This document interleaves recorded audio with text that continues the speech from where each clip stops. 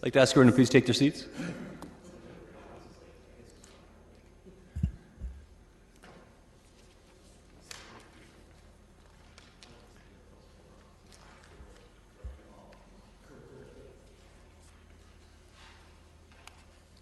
Okay, I'd like to call this meeting of Finance and Corporate Services Committee to order. With any luck, this will be about a tenth the time of our last Finance and Corporate Services meeting.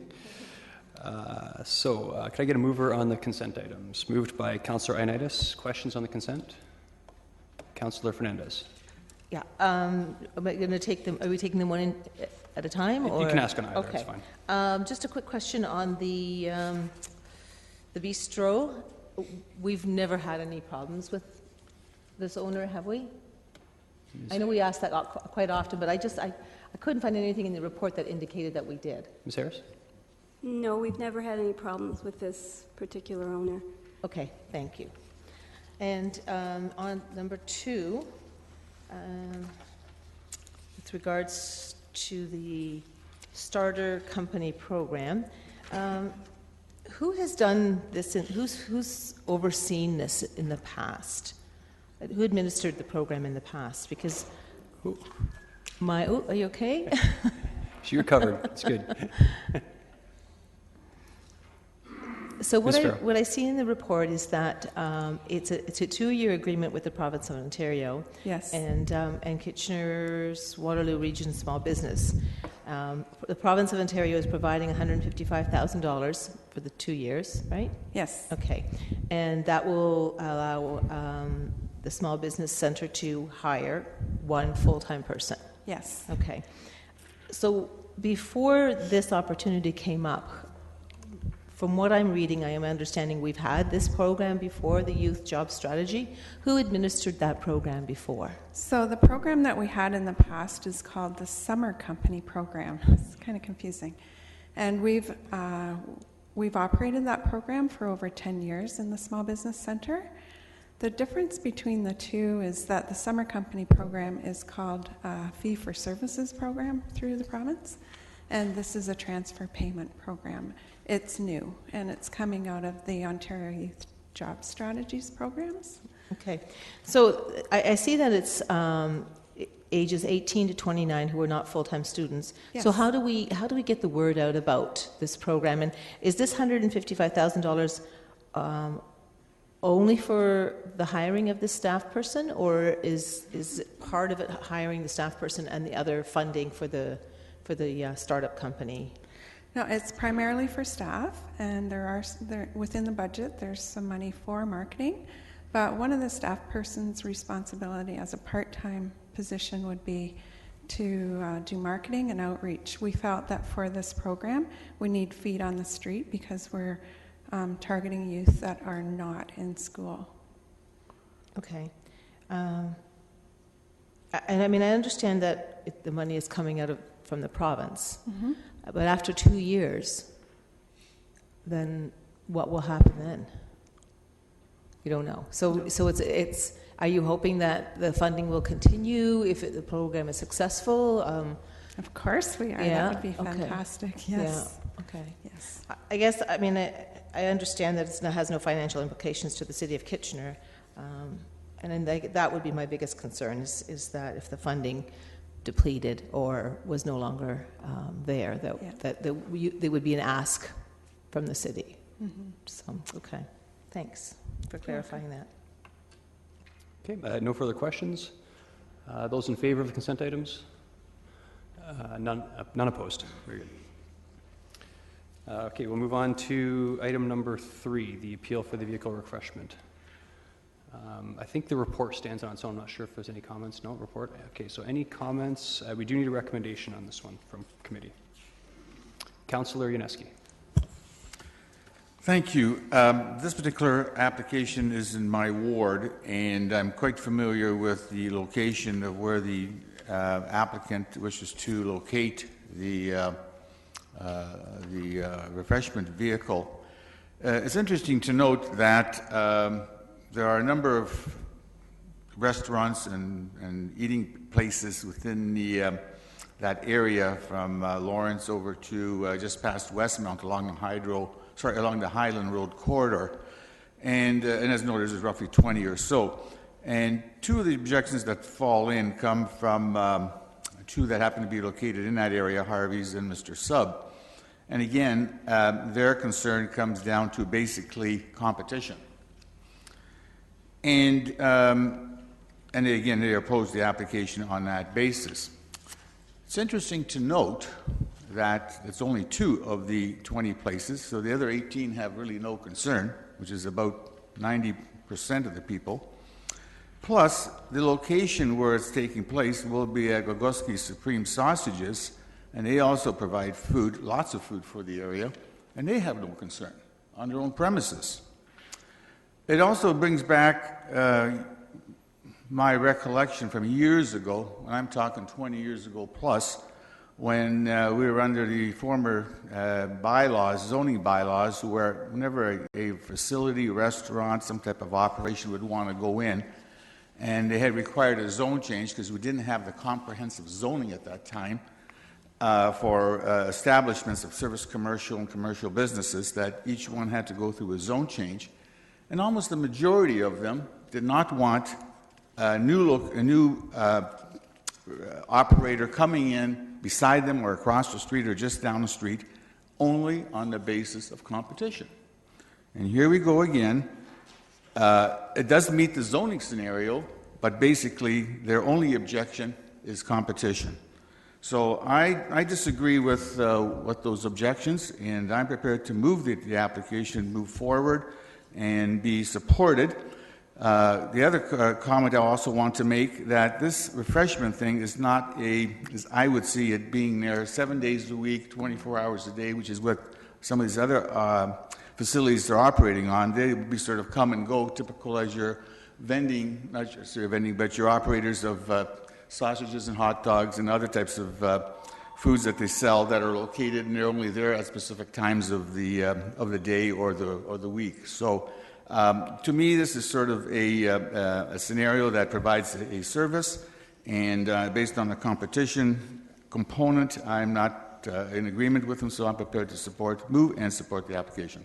Okay, so a motion's been put on the floor by Councillor Yaneski for approval of this. Mayor Zaire? Thank you very much. 2 questions. First of all, they're both related. Is the owner of the property the same as the operator of this business, of the refreshment vehicle? Ms. Harris? No, Do you know if there is any relationship between the two? I don't think so, no. Okay. Thank you.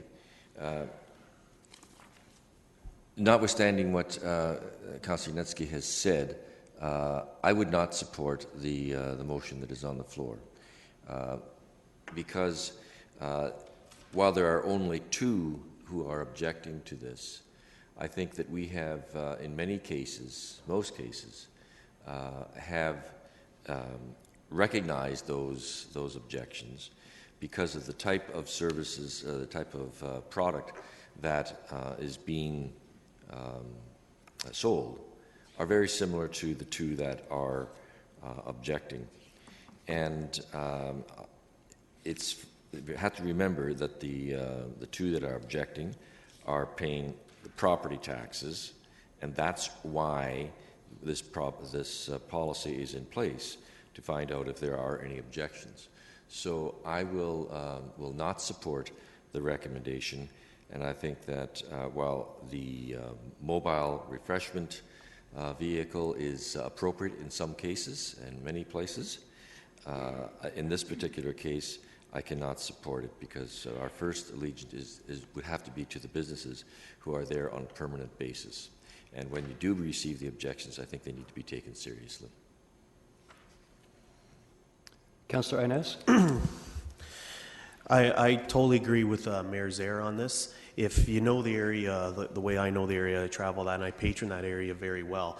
And you may know these may be big food chains that have been complaining, but the reality is we had a closure of Burger King there, and they weren't successful. And then across the street, we had Eastside Mario's that wasn't successful. So there is a lot of turnaround in that area, and I think we need to be cognizant of that. And it's an area in some transition, and I think we should tread a little cautiously on this, and by accepting any other further vendors in here. And I think Mayor Zare said it right. Like, this is one of those exceptions. Councillor Glenn Graham. Thank you very much. This is one of those interesting cases. The whole issue of refreshment vehicles is something that I learned a little bit about based on the downtown experience. And it's a shift in thinking to consider that there's people with brick and mortar operations that have objections to these kinds of operations. What it does, though, and I've found this, is to expand the pie. It's not a zero-sum game that you're borrowing from the other businesses. If this is seen as a destination place, that this vehicle isn't there all the time, but that there's some excitement around this area, this actually can create some buzz for the other operators. And the other aspect to consider is that we need to perhaps look at the issue of licensing in general, which is a separate issue, about the fees that we do charge the vehicles. But I do support Councillor Yanetsky in this. I do think that it's a cultural shift that we're undergoing downtown. I think it's something we can always revisit in the future. It does say that. Further on here, I think that this business deserves a chance, and I'd like to see how it operates, and perhaps there would be opportunity to follow up in a year or so. I don't know if there's any mechanism to do that other than anecdotally surveying the businesses, but certainly I'm supportive of the refreshment vehicle at this point. Councillor Fernandez. I think that this is a very different scenario than Mr. Sub and Harvey's, who are having the problem with this. This is similar to Finest Sausage and Meat out on Trillium. There's a sausage vendor along that stretch, very in close proximity, and I believe they sell the sausages that are sold at Finest Sausage. I think this is a similar situation. It's a way for both Supreme Sausage and this vendor to earn a living, and I think it really promotes the fact that both of them will benefit from it. The fact that the operator of the sausage cart, has support from the owner of the property, I think speaks volumes to what is desired and an opportunity for both of them. So I'm going to support this. Okay, I just have one question of Councillor Yanetsky, actually, if I could.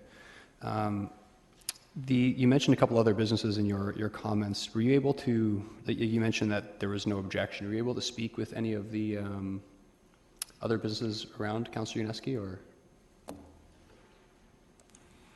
No, I have had absolutely no feedback from the two objectors, nor the owner, nor the person who's applying for this. I guess they're all basically going on their own merits and wish to operate on that.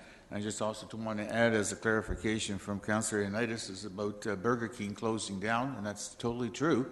And in its place, A&W showed up, and they're doing quite well. And plus that, the whole stretch of Highland Road is all zone service commercial, and it allows restaurants as many as you want.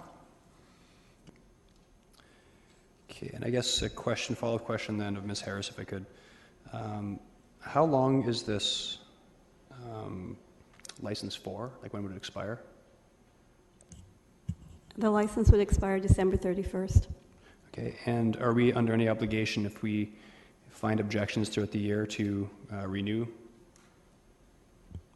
No, you don't. You would not have to renew for the 2015. Okay. What we normally would do in this case is, when it comes back in 2015, we would survey any new owners of new businesses in that area again. Okay, very good. Councillor Ennis, follow-up comment? Since my name was mentioned can I make a comment on that? Yes. Okay. I only named a few of the businesses that are suffering in there. I do frequent that area quite often, and in fact, Topper's Pizza is one of these other businesses that is suffering greatly. So I could go on and on a couple of the other businesses that are suffering. All Star, they're not doing very well. So the more competition you do in there, the more everyone's going to suffer, the more transition we're going to have. Okay, no further comments or questions. This is one that I'm kind of on the fence on, but when in those situations, I tend to defer to the ward councillor, which I will be doing in this case. So, recorded vote's been called, and the vote is on approval of the refreshment stand.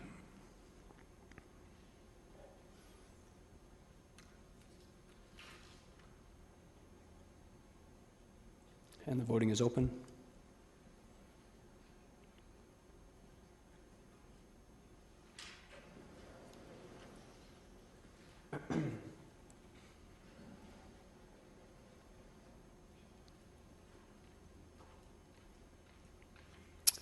And I guess those in favor?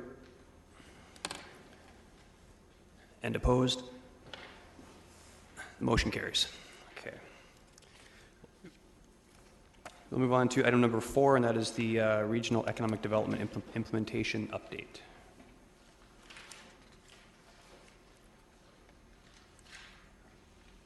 Mr. Regier.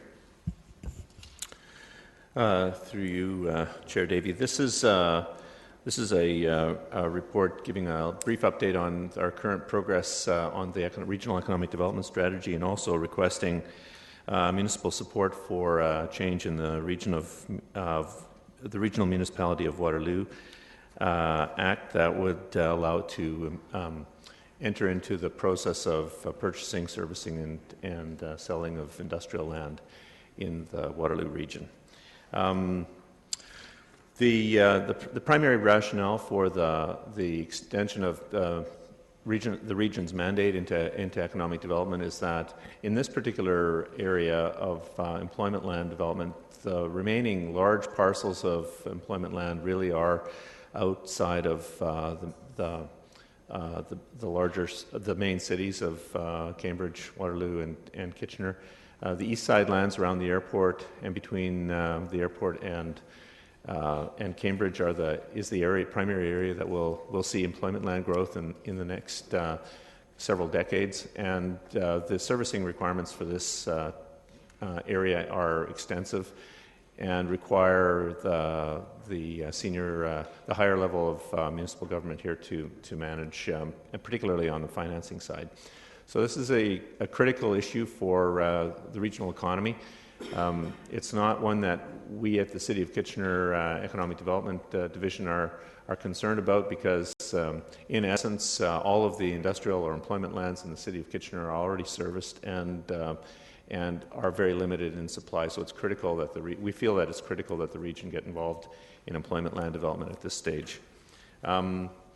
The economic development strategy is progressing very actively at this point. Stakeholder consultations have begun. They are now in the process. I think they've basically concluded the foundations, that is facts and analysis, but are engaged in the consultation processes, and that those will last. Those consultations will last for the next month or so. Thank you. Questions, Mayor Zaire? I don't have a question, I have a comment. Okay, I'll hold on to you for a moment. Councillor Glenn Graham.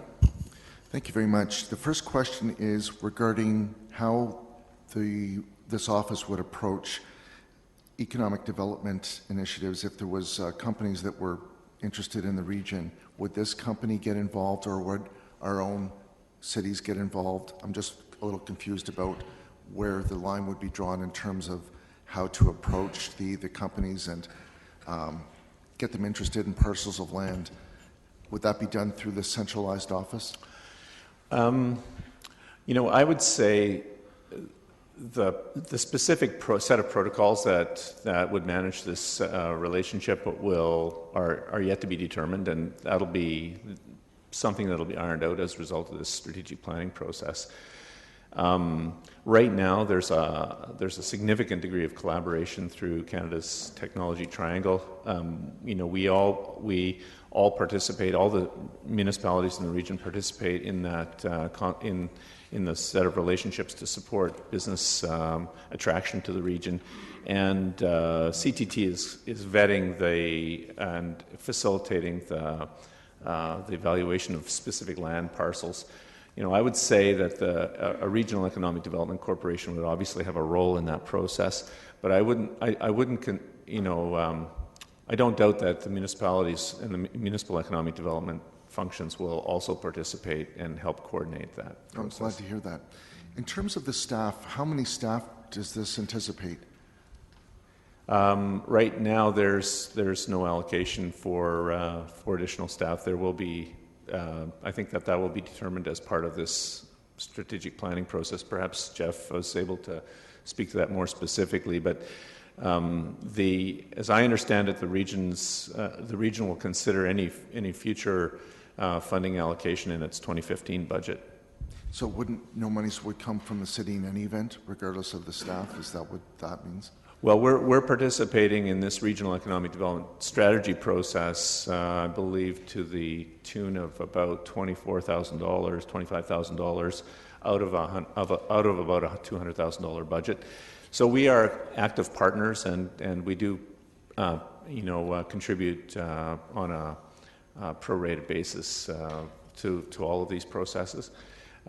But we're not expecting that there will be any other requirement from the city for the ongoing, cost of the regional organization.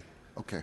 So thank you very much for that answer. It just would be helpful, and it's not a big deal, but just to put in the $25,000 under financial implications. But it's good to hear that we're not going to be part of the operational considerations for staffing.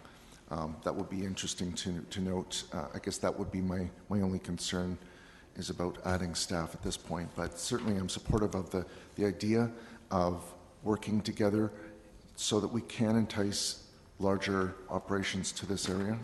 This is all about jobs, and I think that this is something that probably would be a good team approach for the Schneiders of the world, as well as knowledge manufacturing, so it's good to see. Thank you. Okay. Mr. Wilmer, do you want to add? Yeah, thank you, Chair Davey. Just to be clear, there's really two separate aspects of this, and I don't want council to be misled here. In terms of the recommendation of this report, it's really, even under the current system of governance, without a regional economic development corporation, what we're asking here is that the province make these legislative changes. Right now, the city can buy land and service it for industrial or other employment development. The region cannot. So if nothing else changes, that's really what the recommendation of this report is about. Separately, then, with an economic development strategy and with the potential to either expand the role of CTT or roll CTT into an economic development corporation, that's a separate thing. And in the same way that the city does help to fund CTT, the city may actually be investing more if it's an expanded economic development corporation. So I just wanted to be clear on that. But that'll be a separate report. Yeah, but that's not tied, that expansion. Like, basically, if you're opposed to that, you wouldn't necessarily vote against this. This is purely the, okay. And again, if we could just hold comments till after the question period, I'd appreciate it. Councillor Fernandez. Thank you. Jeff, you've answered a couple of questions that I had, because I in reading the report from the region and then reading our report, it does talk about that it is a bit of a separate issue. And, I've heard over and over again in the past about it being one pot, one taxpayer. So we just heard from Mr. Greer that it's a $200,000 budget. It would come out of that. Can you just give me a quick, under what line item would that be? Like, would that be under economic development, and what line item is that $200,000 budget?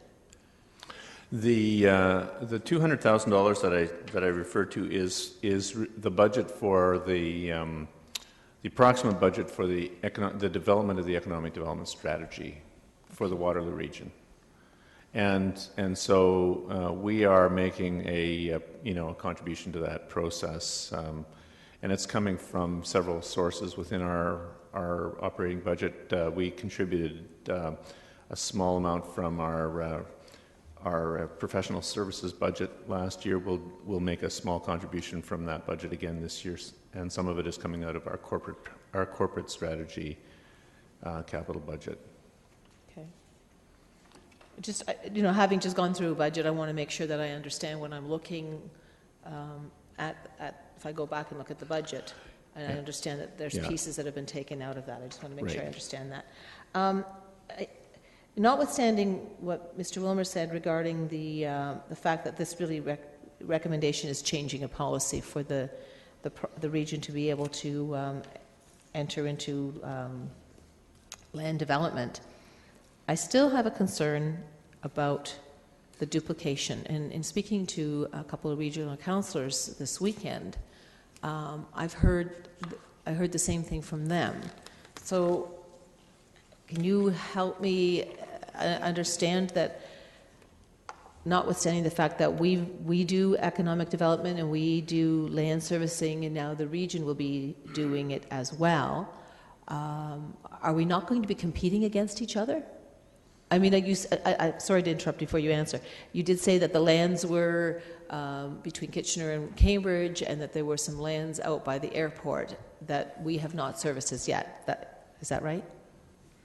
Through the chair, I think the examples of likely regional involvement in land development are very likely to take place in the townships. And so if there's an opportunity to develop industrial land in one of the 4 rural townships and that municipality doesn't have the financial capacity or the expertise to undertake it, this regional economy would lose out on an opportunity.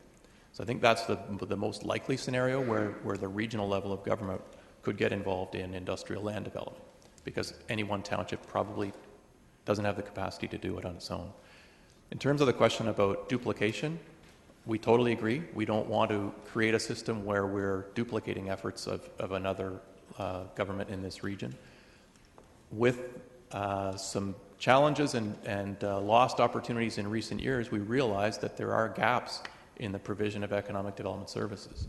And so that was what the study last year brought to our attention, that there are gaps, and the strategy this year is to address those gaps. But certainly we're very much aware of the fact that we don't want to be duplicating, we want to be filling the gaps but not overlapping. Okay. You made a comment about that we support CTT, and should it become an economic development strategy. I really want to sort of park that question until you said that there was a further report that would be coming to us regarding that, right? Is that correct? Correct. Yes, so last May, I think it was May or early June, that's when a report came forward to all 7 of the local councils with the results of the Regional Economic Development Study. And there were a number of actions that council took on that, receiving the document and approving in principle certain aspects subject to further study. So each one of those will be studied separately and reported back to you separately. Okay. All right. One other quick question, and you may not be able to answer this, and maybe another one that I'll have to park as well, is are some of those lands that you referred to involved in the OMB appeal with the region, between the development industry and the region? Through the chair, I'm not referring to any specific pieces of land. In fact, the example that I think of was in North Dumfries Township, and when there was an opportunity for an industrial interest, but the township didn't have the capacity, the region didn't have the legislative ability, the opportunity was lost. So we're looking at this in very general terms, not about any specific piece of land. Okay, thank you very much. Councillor Yaneski? Yeah, thank you. Maybe just following up on Councillor Fernandez's questions, and maybe Mr. Wilmer can help me out even further. You mentioned these gaps. Is the example of North Dumfries one of the gaps scenario? Yes, it is. Okay. So if this comes into being and it gets approved, what would have the region done? They would have bought the property and allowed industrial development to go in because the township maybe didn't have the resources, or how would that have come about? Help me out. Through the chair, yes, that's what could have happened. There's a piece of land in one of the townships. The region could acquire the land, could service it, and then make it available for industrial development. So would this particular implementation of this regional economic be more beneficial to township areas as opposed to Kitchener, Waterloo, and Cambridge? Because we all have our own economic development divisions. That was answered, Councillor Yaneski, but Mr. Wilmer? recap? I think it benefits the regional economy. The people who are employed there would live anywhere in the region, and the taxes are collected both at a local and a regional level. But certainly, the work that we do on our economic development, we look at it in a regional context.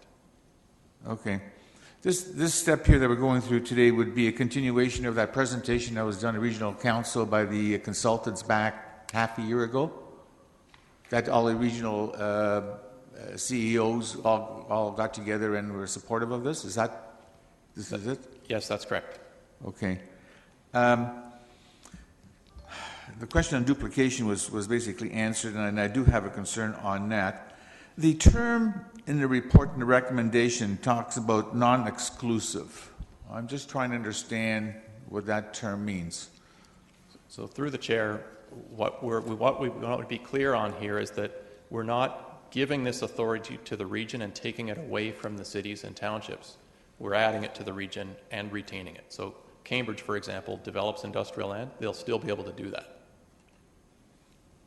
Okay, so then, so the region wouldn't get in if each municipality's got their own strength and resources to follow through then, right? Right. What we want to make sure is that the province appreciates we want both, we want the cities, the lower tier, cities and townships, and the upper tier, the region, all to be able to get involved in land development. We're not saying that we're giving this away from the cities and townships and giving it to the region. Okay, and final question is, seeing this evolving somehow leads me to believe that there's a potential of further growth of this new Waterloo Regional Economic Development group or at the region, which then possibly would lead to the depletion or deterioration or the lessening in strength of the economic development within municipalities, because the regional as a whole probably has more strength in terms of marketing the whole area for the benefit of all of us, and that each individual municipality will sort of become maybe eventually redundant. Is that a possibility happening, not today, but maybe years from now? Through the chair, I think that the establishment of a regional economic development corporation is one step along the continuum, potentially in that direction. But I think that that's the subject of further reports, not today's report, and that the study that was done last year and its results and analysis and receipt by all 8 councils, lower and upper tier, was an acknowledgement that this is a step that's needed in order to address the gaps. All 7 local municipalities recognize that in some ways we're giving up complete control of economic development service and sharing that control with the region. But at the same time as there's a risk there, it's a gap that needs to be addressed and can only be addressed if this is dealt with regionally. Okay, thank you. Councillor Hernandez? Did we not sort of agree to this in principle as a strategy for a regional economic development group? Yes, that was the action of council last May or early June, but it was subject to further study. Okay. This isn't the further study, this is just an update. So the real purpose of today's is the recommendation. The rest of it is an update, and there will be further reporting back before the summer break. So really, this is just another step towards getting that regional global economy that we need to be competing in. Yes, I would agree. Okay. I'm prepared to move the recommendation. I think this is, again, like as I stated, this is part of a global strategy. If we want to compete globally, we need to be, all our partners need to be in this together. We can't be in competition with each other. And there may be some redundancy, but this is a thing that can be worked out, and it will be for the better benefit for the entire community. Mayor Zaire? Comment? Thank you. Are there any more questions? No more questions. I was going to ask a question to make a point, but I'll include it in this, I think, because of the answers that Mr. Wilmer has already given. First of all, just from a structure standpoint, there was an email that went out last week. Ron Godet, whatever, it's French name, so it depends on how it's pronounced, was appointed manager of economic development at the region a week or two ago, and that was coming out of existing funding. It was not an additional add to the region's budget. There were some, I believe it was, and the report states it here, the region's report, that there were a number of unfilled FTEs that this was taken from. I want to take us back to 2003, which was the year in which an employment land study was done. And that gave rise to the basis for EDIF. It wasn't EDIF, but the basis for it. And that was that we found out while the city of Kitchener had lots of land available 10 years ago, and particularly in the southwest, it was certainly not development friendly for commercial purposes or industrial purposes. It was rolling, and therefore the cost to produce some acreages for employment lands was extremely high, far beyond the cost or the price of employment lands as they were selling at the time or in the foreseeable future, in fact. There were three particular results of that came out of it. One was to do short-term infill in lands that we already had, employment lands within the city of Kitchener. The second was intermediate, and that was to utilize the employment lands that were underutilized within the existing built-up area, much of it, but not all of it, within the core of the city, and as we have seen it develop. And the third was to encourage the development of employment lands outside of the boundaries of the city of Kitchener, even though the city of Kitchener would not be directly benefiting from the increased taxation, the assessment growth. But through regional taxes, of course, would, to the tune of about 50%. And it also would provide jobs for people who are living within the city of Kitchener. And so it made sense from a long-term strategy, from the short, the medium, and the long term, that we would assist. The difficulty with that was that the region was not able to assist in that development in the way it might have. I hesitate to make the next comment because it's conjecture, but I will to make the point. We, collectively in this region, were probably not able to put forward the best foot that we may have been able to do when the announcement was made that Maple Leaf and Schneider's were considering a new facility. We did put forward a couple of locations, there's no question about that. And we did it individually from the local municipalities with the assistance of the region from a big picture standpoint, but not in the way in which this resolution would allow. And would it have made a difference? I don't know. But that opportunity is gone.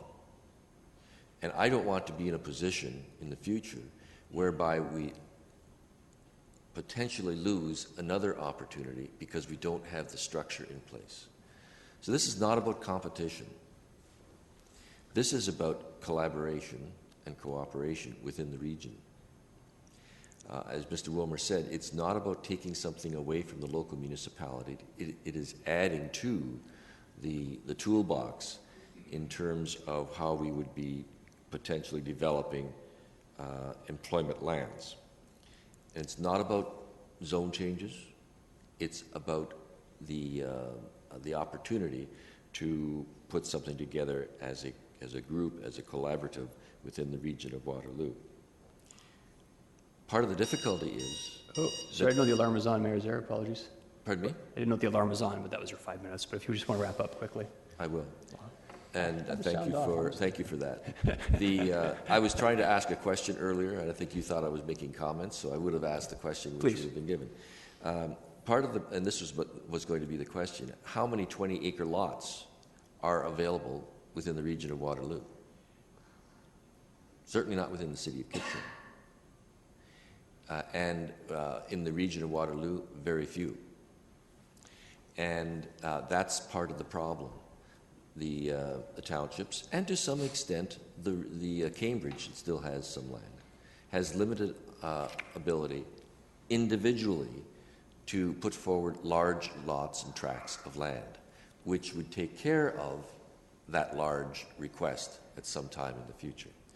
So it's been stated already that the resolution that is in front of us today is purely, simply, only about giving our consent to the region asking for the Regional Municipality Act to be changed to allow for this to happen. There is much work left to be done in terms of how it will be structured and how the relationship between the local municipalities and the region will collaborate. So do not confuse the two. This is one thing only, and the horse is not leaving the barn at this point in time. It simply allows for this to move forward. I will, of course, be supporting it. Councillor Etherington? Through you, Mr. Chair, to Mr. Wilmore, possibly the Mayor. I'm intrigued by the suggestion, the Maple Leaf suggestion. Could someone elaborate on that? I recognize that it's couched in, possibilities, but I'm curious how that would have affected that particular outcome. Can someone give me that answer? Mayor Zare? I said potentially, because we did both the city, township, and Cambridge put forward options for the Maple Leaf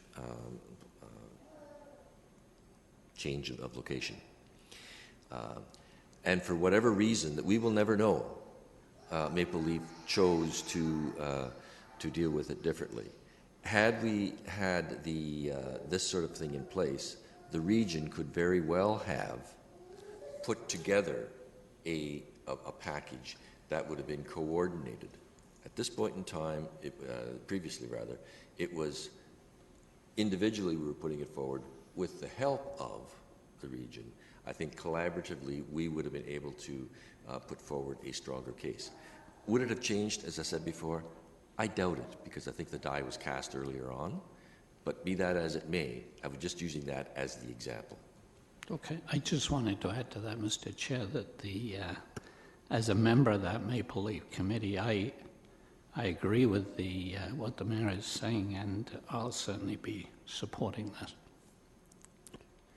Rod, did you want to add briefly? We're going a bit off course here, but just that one of the criteria for that transaction from Maple Leaf was that a parcel of land of about 75 acres in size, which simply was not available within the Waterloo region at the time.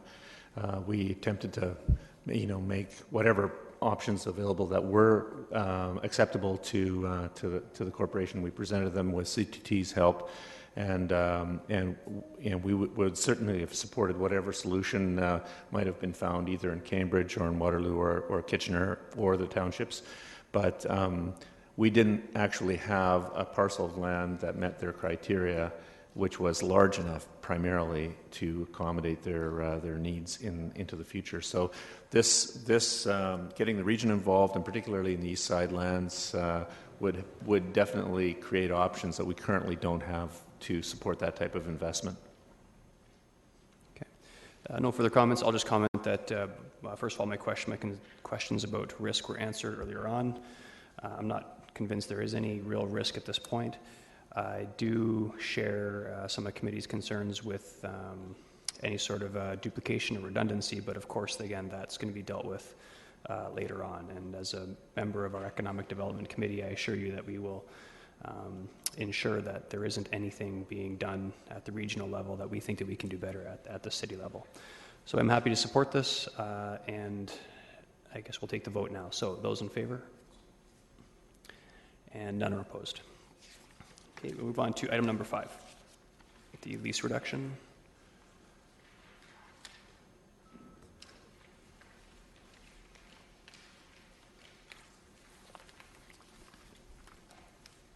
Mr. Morgan.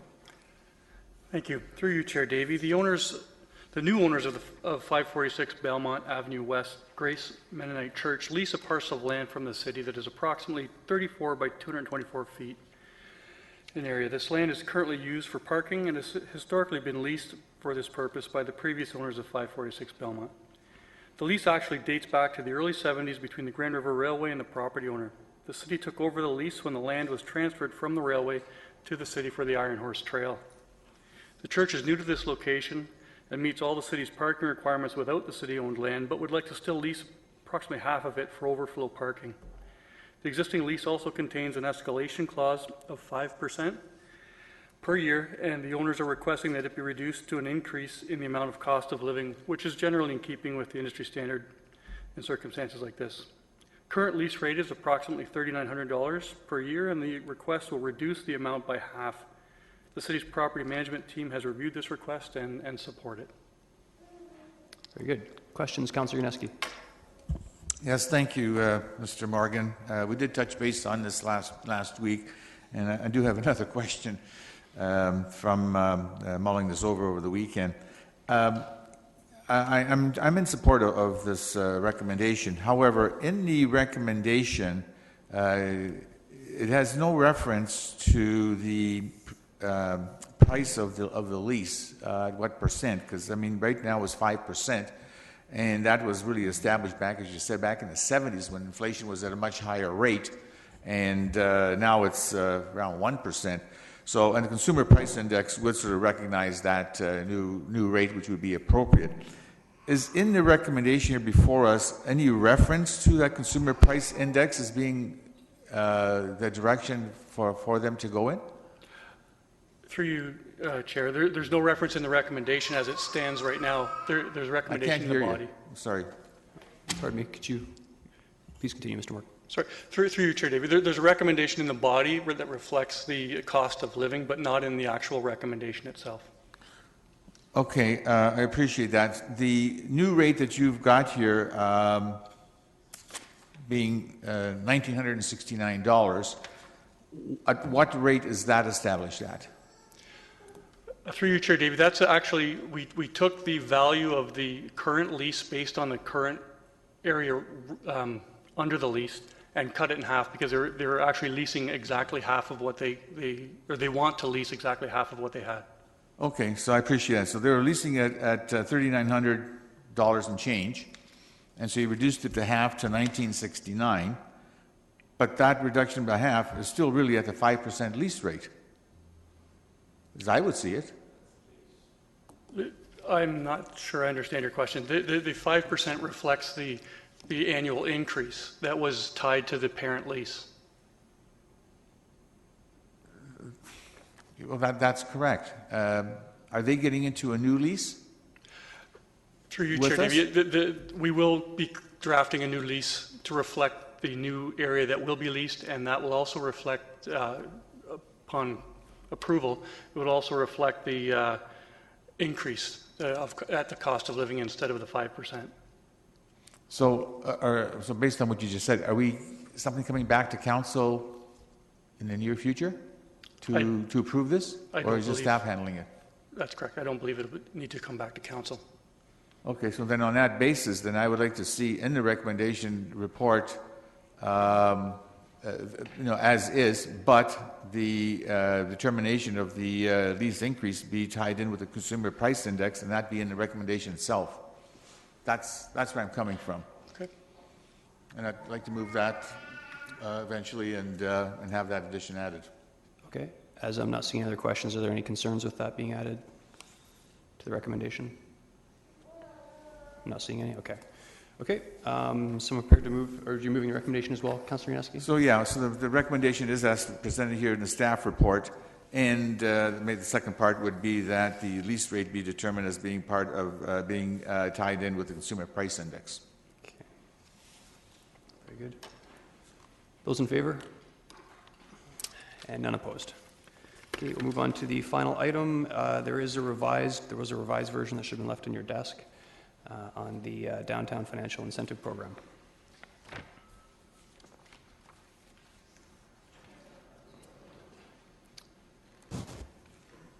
Mr. Bloom. Through the chair, this is... Oh, pardon me, one moment. Oh, Councillor Hernandez. I want to declare my pecuniary interest as I have property downtown. Oh, very good. Sorry, please continue, Mr. Bloom. Through the chair, this is the first of a series of reports that will come to you that implement the changes to our downtown incentive programs that were endorsed by council in the fall of last year. So this one in particular, the key changes here are this would extend the very successful facade grant program for an additional 5 years. This is pretty standard practice for financial incentives these days, is that you approve them or you develop them in 5-year increments and you review them every 5 years. So this recommendation would extend it for an additional 5 years. And then the building permit rebate program would be restructured. Currently, it's essentially wide open to anybody, any use, and any value of permit. And what we're suggesting is we scope that down to a limited number of uses and a maximum rebate of $1,000. And then that would enable us to use the balance of the funding that normally is attributed to building permit rebates to become the ongoing funding source for the facade program. And then just lastly, there would be a 2-month window available for those builders and developers that are already currently in some phase of redevelopment to apply to this program before we essentially change the scope. So I'm open to any questions. Thank you. Councillor Glenn Graham. Thanks very much, Corey. And I'm interested in the pipeline that's mentioned here, that 2017, March 21st, 2017, that we would allow sufficient time for the permits that people might have expectations, or they must do the work prior to that date. Is that because of the expectations that are based on the current system? Yeah, through the chair. This is to recognize that many developers who have either acquired land or in the early stages of development have made their decisions based on today's context. So really the programs as they existed yesterday, as opposed to the changes that we're proposing here. So what this allows, it allows them a 2-month window to apply for the program, and then it leaves them until 2017 to actually finish the work. What this would prevent is somebody just applying now and then never doing the work for, say, 10 years. It only gives them a narrow window of time to actually complete the project and get their rebate. Okay, thanks. That helps. In terms of the quality control aspect, obviously we want a high standard. How do we vet that? Do we screen? Do we have any input into that? Do we collaborate? How do we do that?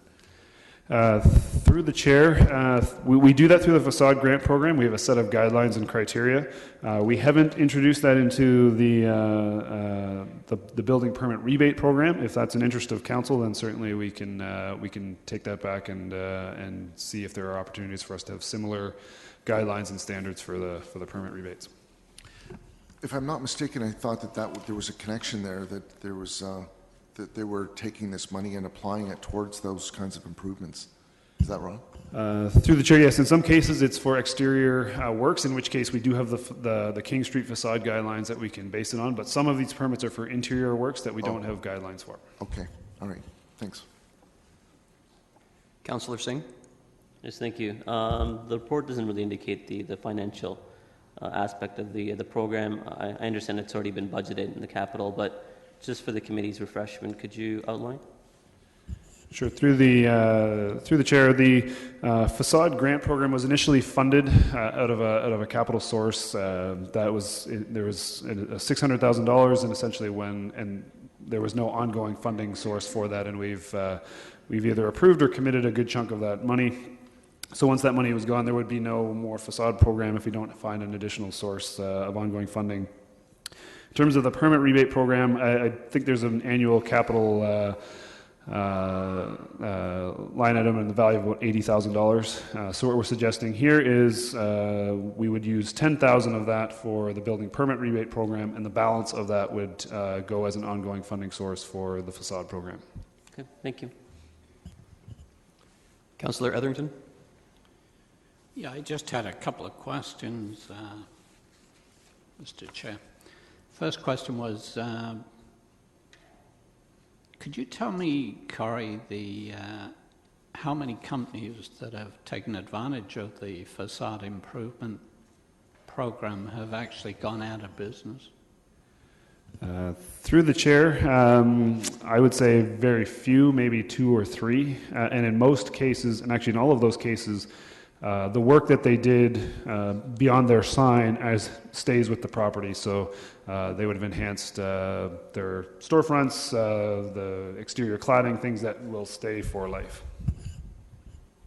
And I think that answers my next question. It stays with the store if the company goes out of business, correct? That's correct, with the exception of signage, but everything else that would almost invariably stay with the property. Okay, thank you. Councillor Fernandez? Thank you. That was an interesting question that Councillor Etherington asked, and although you're probably correct that most of the facade would stay, but let's take Silver Spoon for an example. That was a pretty unique facade front that they did with the teapot, with the really red colors. And it's something that my understanding was that the business owner had planned to do that regardless of whether there was a grant in place, because that was something that she wanted to do to entice people to come into her business. If you're buying a business that has a frontage that isn't very attractive, would you not, in all likelihood, want to make a change regardless of whether there was funding or not? Through the chair, I think there's 2 answers to that. One is every business operator is very different, and I would say the majority that we deal with don't lease a space downtown with the expectation of actually fixing up the outsides. They don't have the cash to do that. So in most cases, they end up just makeshift using what they have. I think the second part of the answer, though, is in almost every case, because we do survey all of our participants after they've completed it, and almost in every case, they've gone to a higher level of quality than they would have normally because of our involvement through the grant program. So our program isn't just stimulating work, it's actually stimulating high quality work and better quality craftsmanship. So you said we have guidelines for that, right? But we don't have guidelines for interior work. Was that my correct understanding? That's correct. Okay. So, and that's where the building permit grant money, which is $1,000, would come from.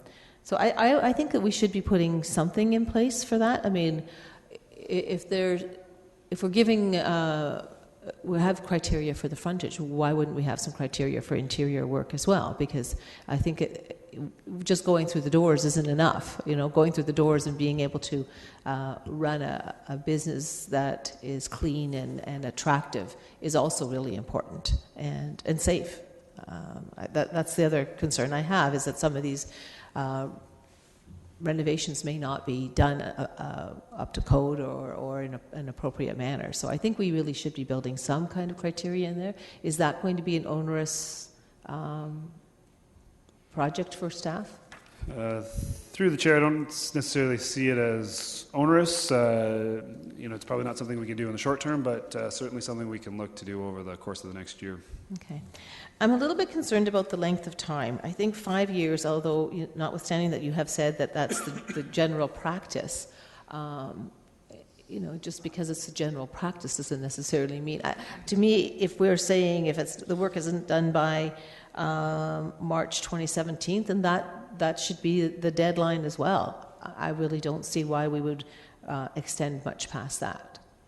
Through the chair, just make sure we're not confusing items. There's 2 programs here. There's the facade grant program, and then there's the building permit rebates. What we're saying is the facade grant program, which has been extremely successful, continue for 5 years. That is very different than the terms of the building permit. Okay, I apologize. Just to make sure that that's I was clear. confusing the 2, and I apologize for that. How many applications do we have in right now for the building permits? Through the chair, I believe there's 3 active ones, and there are a few that we know will be coming soon that are that we anticipate in the next bit. So probably I would say 5. So 5, and then do you expect a flurry of permits to come through? Or is that the hope, that by putting a sunset clause here that you'll get a sudden flurry of activity? Through the chair, no. I think what this allows is those that we know are already in the process. It gives them a reasonable time to apply for the program. We don't expect any new people to come out, and that's why we wanted to keep the window fairly short at 2 months. That it's really meant to be the people that are already engaged in some type of building construction planning work to come in. Okay, when somebody has applied for a building permit for renovations, how long does it generally take them? Through the chair, it depends on the complexity of the work. I would say it could be anywhere as short as a month to a year or so, but it just depends on the scope of work that they're doing. Okay, so then why would we be giving them 3 years to complete the work? If generally it takes at the outset, or the full timeline, it would be a year. I mean, even 18 months, let's say, because of unforeseen problems once you start, moving walls and things like that. But why would we be giving them 3 years? That's quite a significant length of time. So, through the chair, if I can sort of re-clarify my previous comment, I was thinking mostly in the context of refurbishments to existing buildings, but this program is available for major construction projects, whether it be City Centre or One Victoria, those types of projects, which in those cases, you're into a 24-month to 36-month construction period. So that was sort of the basis for essentially a 3-month window of 3-year window of opportunity to complete the work. Okay, so that's even more puzzling now. Sorry. If I could re-clarify my answer, it would be anywhere from a month to about 3 years, depending on whether you're talking about an interior renovation that's fairly simple, all the way up to a major reconstruction project. I appreciate that. Thank you, Mr. Bloom. This money that is going to be, the budget that's going to be coming out of, on budget day, there was some discussion about this, and is it coming out of the 1.9 million that was identified on budget day, that budget line? Through the chair, no. This is coming out of a capital line item that has existed for many years, and it wasn't subject to any discussion at council day. It's separate from that discussion. Okay. And what is in that existing budget right now?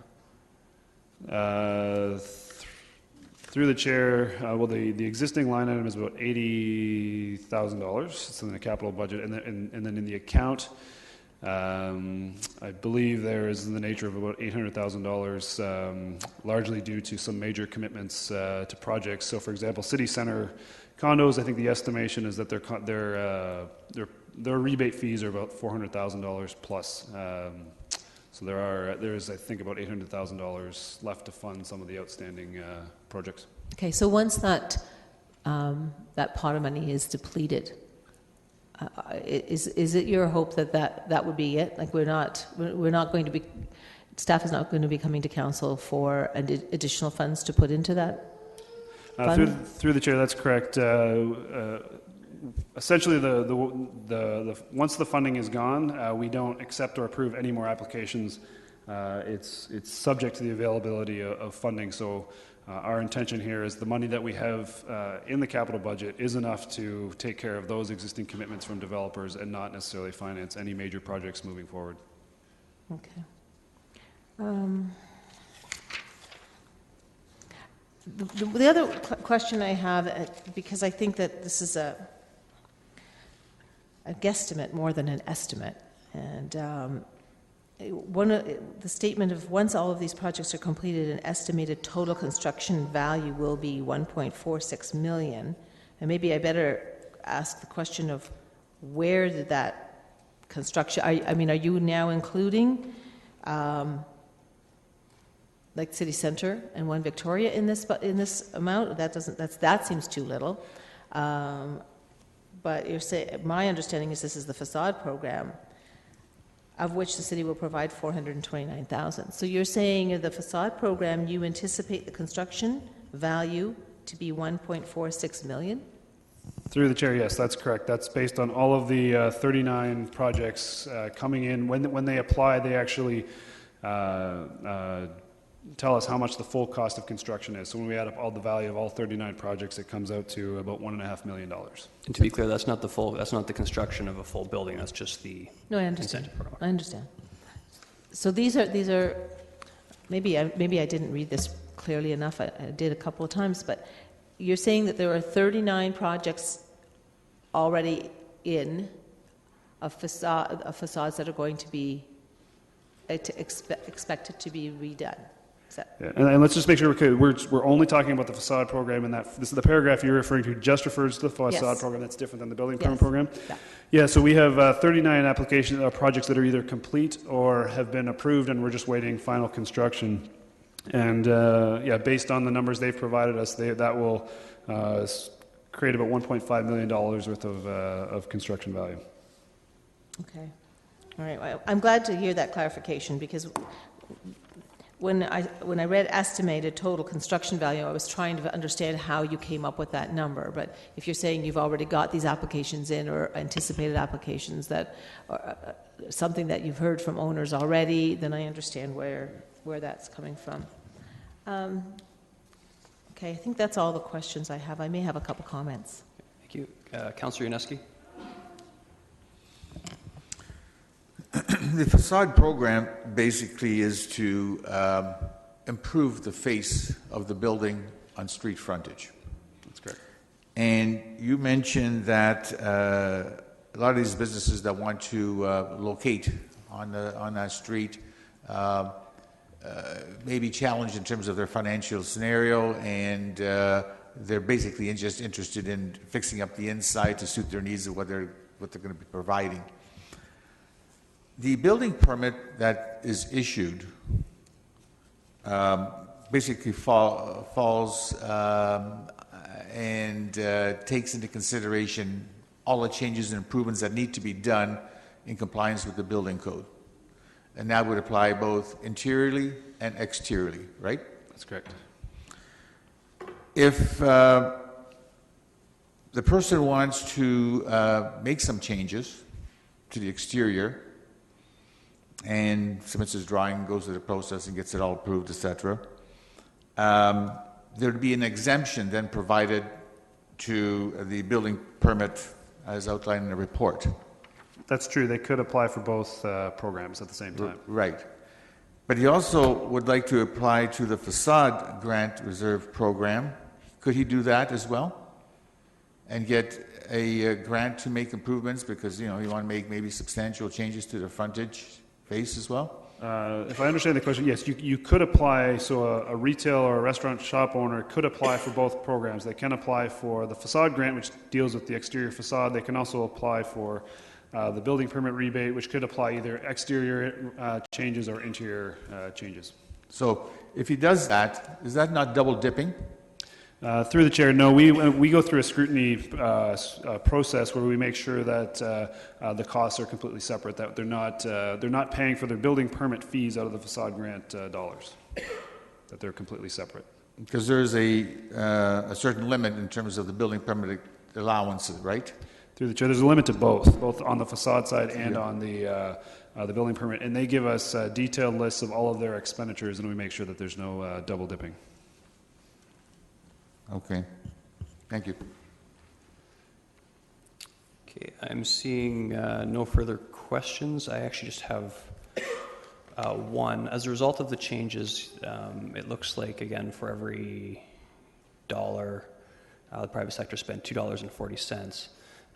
Do we expect that figure to stay the same as a result of the new changes? Or do we expect to increase or decrease? Through the chair, I would say that is I would expect to see about the same number moving forward. This is a mix of small projects where it's 1 for 1 and bigger projects which end up being 1 for 5. So it seems to have balanced itself out every year at about $1 of our dollars equating to about $2 to $3 on the private sector side. Okay, very good. Do I have a mover for this item? Moved by Councillor Glenn Graham. Comments, Councillor Etherington. Yeah, very quickly, Mr. Chair. To me, this has always been a valuable aesthetic program to revitalize the downtown.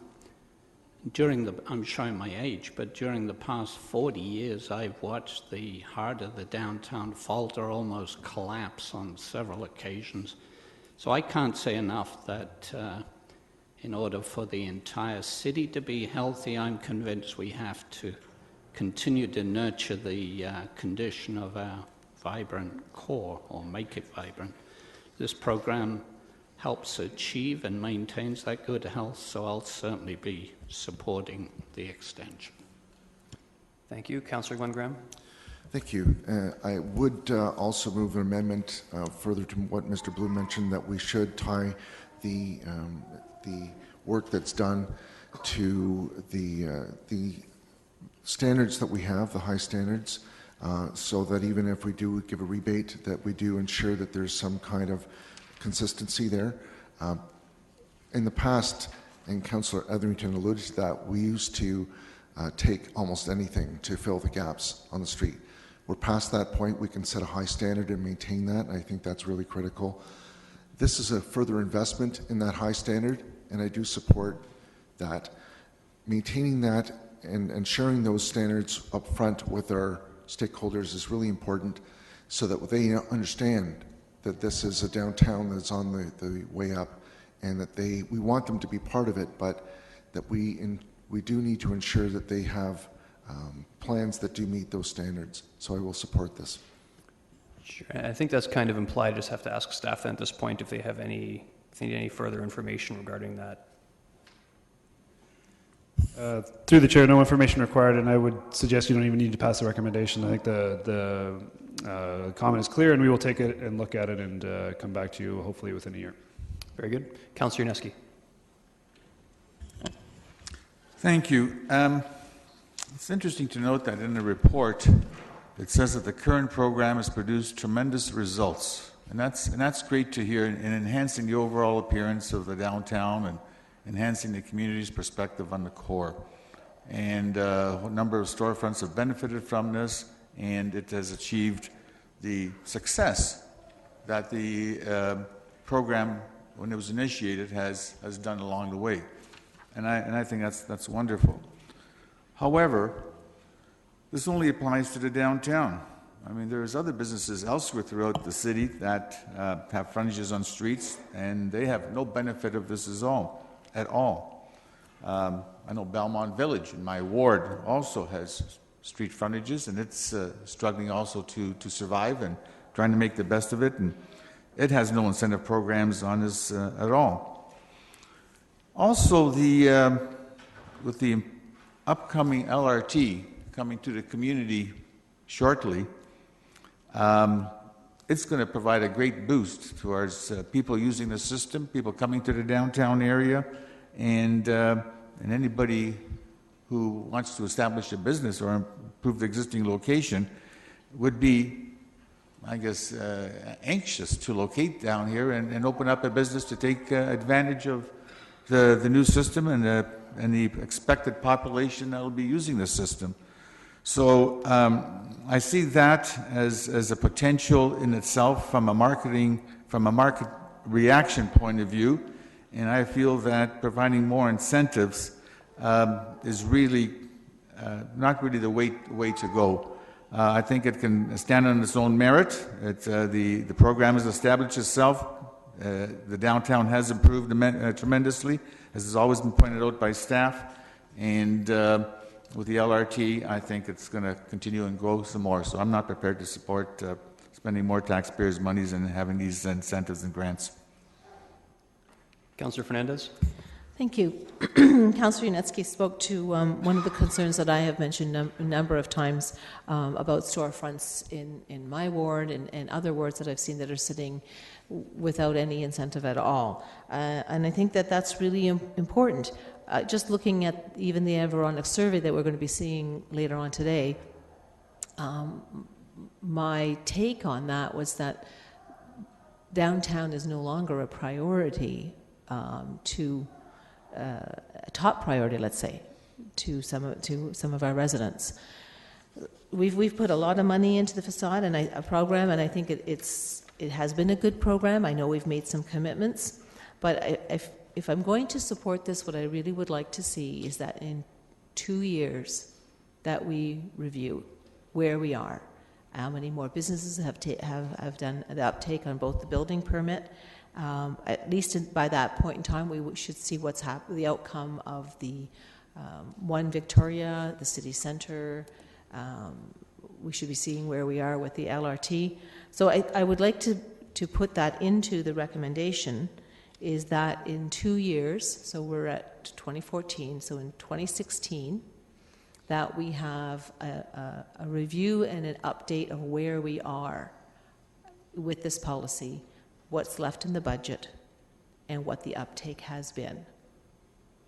Is that a reasonable ask? Sounds like to me I would ask staff to comment. Mr. Wilmer? Thank you, Mr. Chairman. Just for clarification, I think when we put in place an incentive program or any kind of a program, the community would expect some certainty out of us.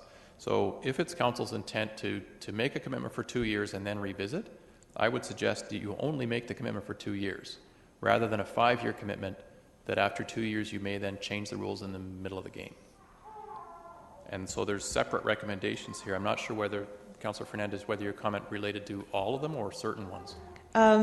Certainly, I think that's a great suggestion, Mr. Wilmer, that I have felt a little uncomfortable with the whole facade program going until 2018. So I think that I would recommend that we change that to 2016.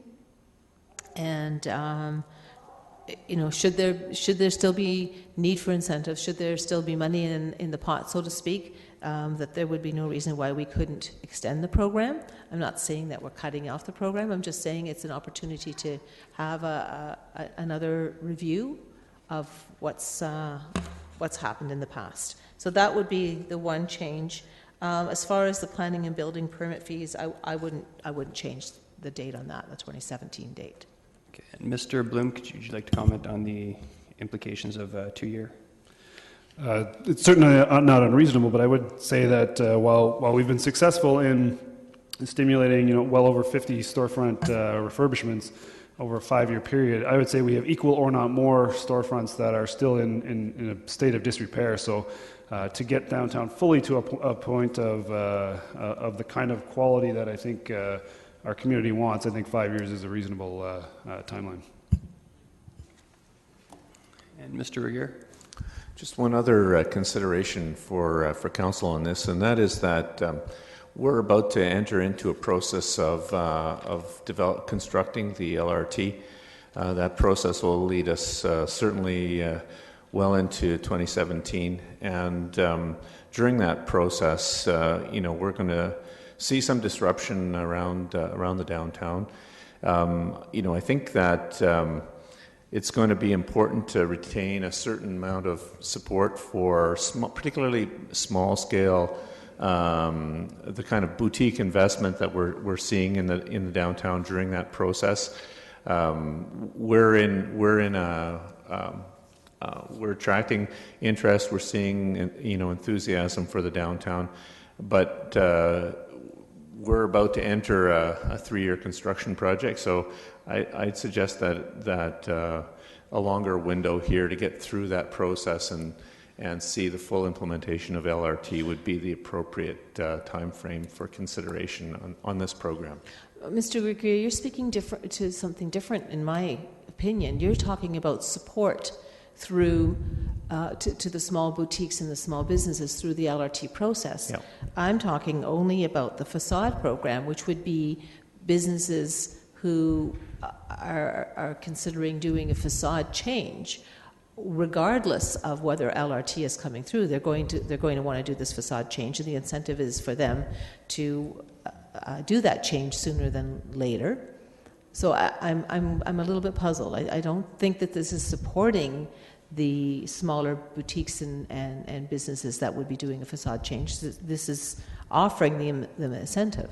So I would like to see that 2016 be pull that recommendation out of the full recommendation and vote on that individually, and then vote on either the rest as a whole. Okay, I'll have comment on this as well. Mayor Zaire? Thank you very much. The suggestion by Councillor Fernandez would require a specific amendment in the first line, and I would not support that for the following reasons. Councillor Etherington has already commented about the historical ups and downs of things that are occurring within the core. It is a unique situation. It is unlike a number of other neighborhoods in our community. I've had the occasion to more recently take a look at what kind of investments, the number of dollars that we have invested in suburban or outlying areas outside the city compared to what we have put into the core of the city. And I think you would be surprised that the investments have been well spread across the city. This just shows again this tension between an understanding of what investment is versus spending money.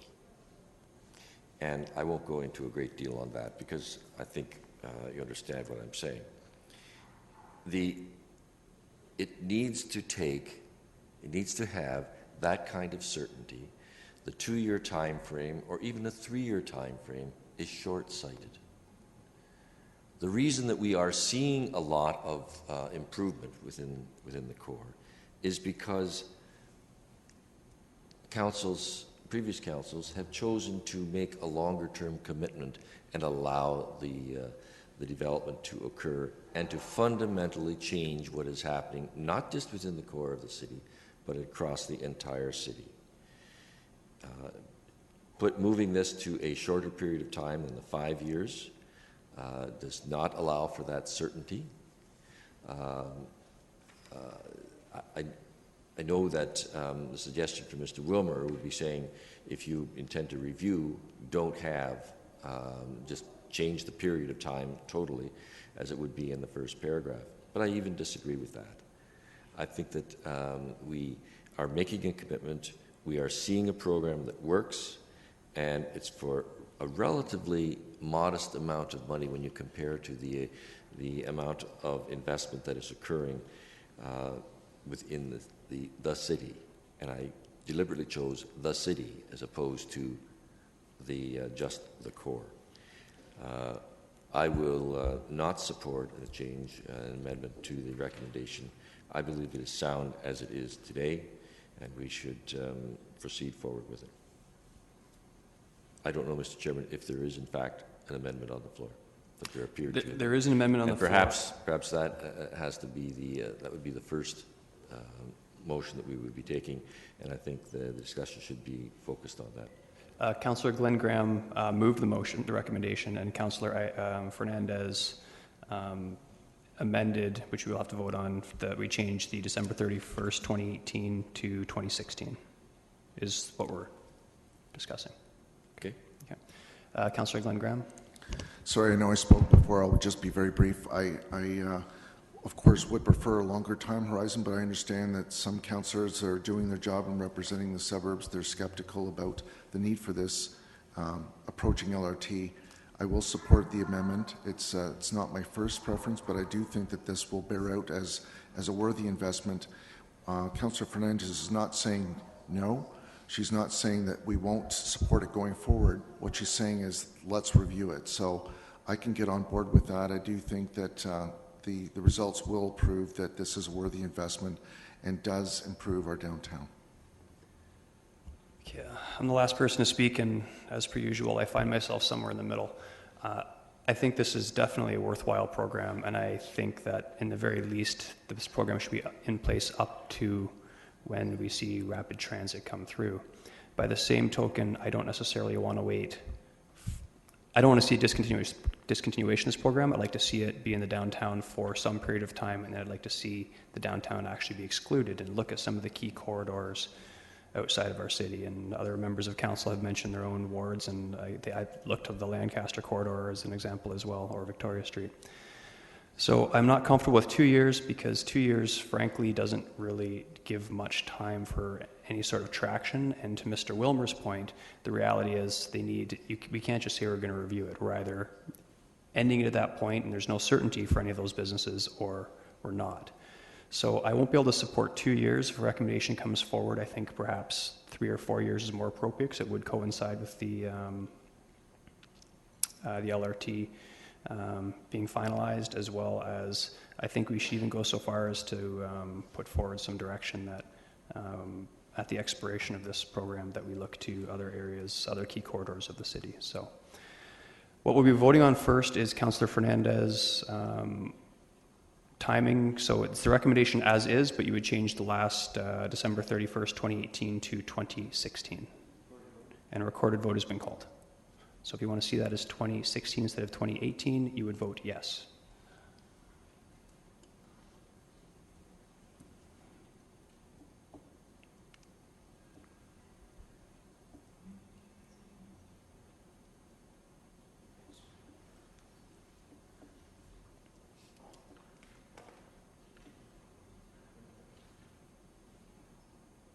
Yeah, there's a conflict, Councillor Ioannidis. It was a while ago.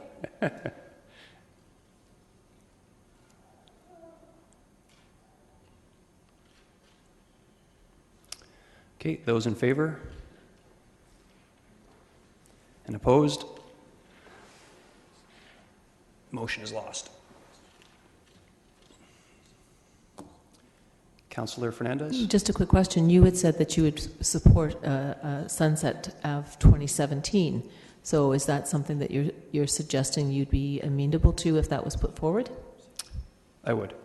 Okay. So then I will put 2017. I don't want to play games with the numbers, but since I hear some support, I would put that forward then. Okay. So now we're talking about sunsetting this at 2017 instead of 2018. I assume recorded vote again.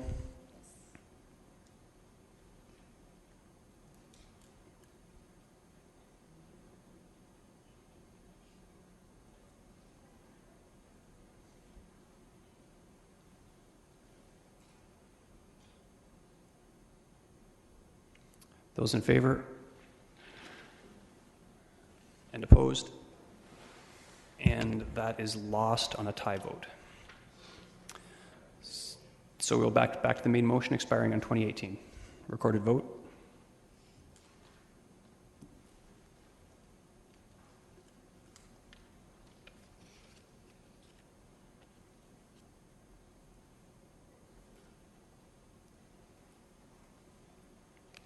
Those in favor? And opposed? And that's carried. Okay, we'll now move into special counts. Oh, pardon me, the balance of the motion, yes. Actually, no, that was the balance of the motion because both failed, isn't it? 2018. Oh, pardon me, okay. Okay, so for the balance of the recommendation, do you need to record a vote on this? May as well.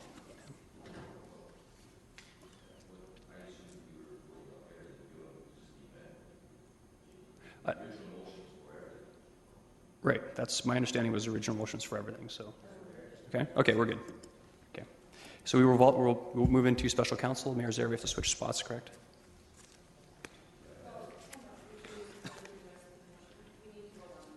No, okay.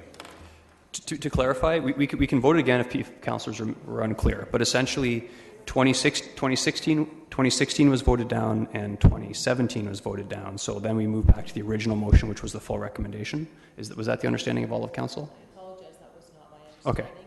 I apologize, I would have voted differently if I had Certain.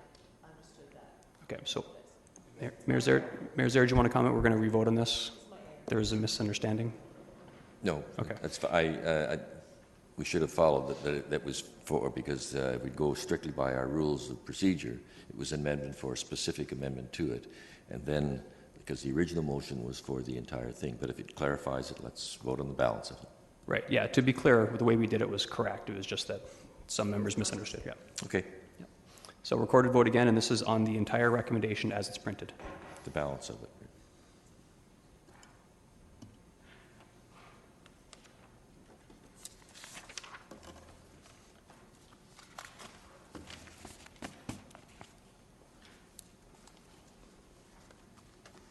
Okay, those in favor? And opposed? That's carried.